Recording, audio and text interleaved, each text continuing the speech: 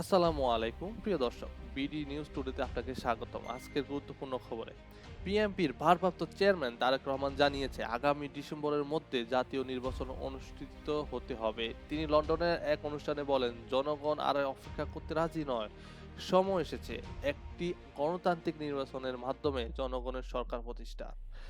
তিনি আরো বলেন, যারা এই দেশে গণতন্ত্র ফিরিয়ে আনতে জীবন দিয়েছেন তাদের প্রতি আমাদের দায়িত্ব আছে। এই আন্দোলন শুধু একটি দলের নয়, এটি গোটা জনগণের অধিকার রক্ষার আন্দোলন।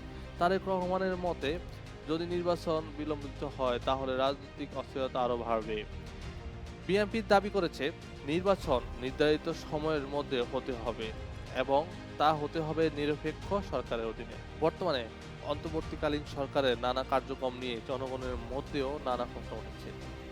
তবে এখন পর্যন্ত নির্বাচন কমিশন কোনো নির্দিষ্ট তারিখ ঘোষণা করেনি। দর্শক, আপনারা কি মনে করেন ডিসেম্বরের মধ্যে নির্বাচন হওয়া উচিত? নিচে কমেন্ট করে আপনার মতামত জানাতে ভুলবেন না। যদি এখন আমার চ্যানেলটি সাবস্ক্রাইব করে না থাকুন তাহলে খুব দ্রুত সাবস্ক্রাইব করুন এবং অন্যকে শেয়ার করুন। ধন্যবাদ।